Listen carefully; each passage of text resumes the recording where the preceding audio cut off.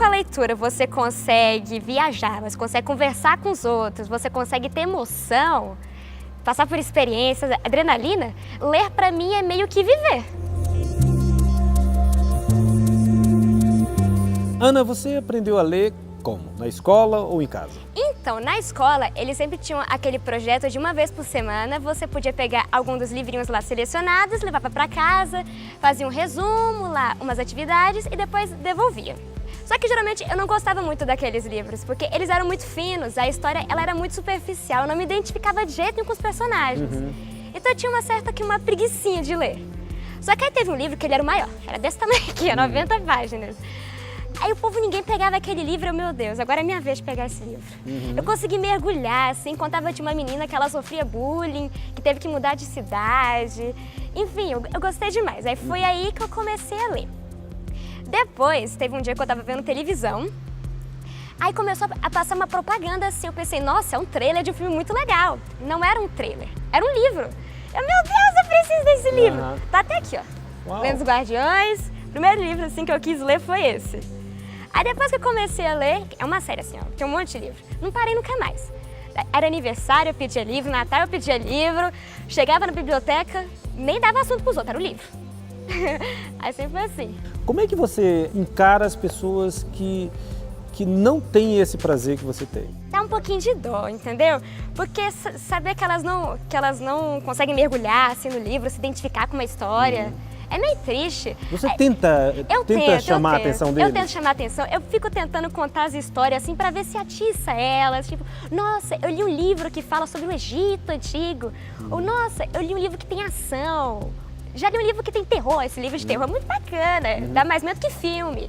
Alguns interessam, outros, não, mas é preguiça, quando vê que o livro tem umas 800 páginas já desmaia.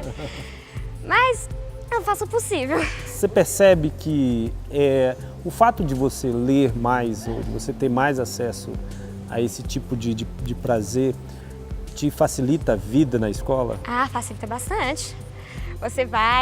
Quando você lê muito, você tem uma facilidade maior de escrever, de falar. Em português, por exemplo, o livro ajuda, que é uma beleza.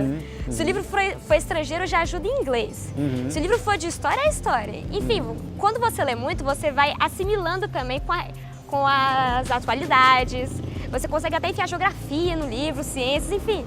Ajuda demais na escola. Você está se preparando já para uma formação superior, para o nível universitário.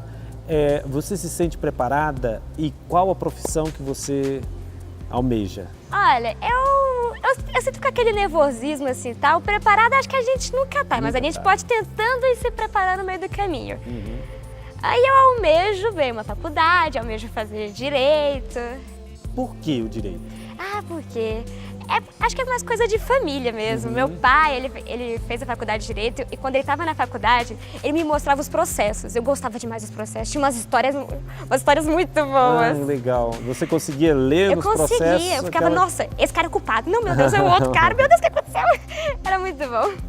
Você acha que, através da leitura, a nossa sociedade, ela se lesse um pouco mais, ela seria um pouco mais justa? Nossa, demais, credo. Ia modificar muito. O que a leitura pode contribuir para isso? Seguinte, com a leitura, as pessoas elas ampliam mais a visão de mundo delas, principalmente quando elas variam bastante o gênero literário. Tem muito livro que você aprende a enxergar o mundo com outros olhos, principalmente no cenário de política, cenário social, em guerra, por exemplo. Por exemplo, se as pessoas pegam para ler O Príncipe de Maquiavel, eu tive que ler na escola. Antes eu ia ler assim, o Príncipe. Só que quando eu fui lendo, aquilo se encaixa na política atual, você consegue encaixar com história, você consegue encaixar até na sociedade. Tem uma lá que é uma parte que é como um príncipe deve evitar bajuladores. Pronto, coisa mais útil que tem. Qual o livro que você indica para jovens como você e não só? Esse aqui que é o 20 Mil Léguas Submarinas, Júlio Verne, muito bom. Isso aí atravessa gerações, Nossa, né? atravessa gerações, assim, isso genial. E outro livro que eu também indico é O Egípcio, de Mika Waltari, eu acho que esse é o nome. Eu não conhecia esse livro, eu encontrei ele lá na biblioteca do meu colégio e me admirei demais, porque com 18 anos naquele colégio eu fui a primeira a pegá-lo.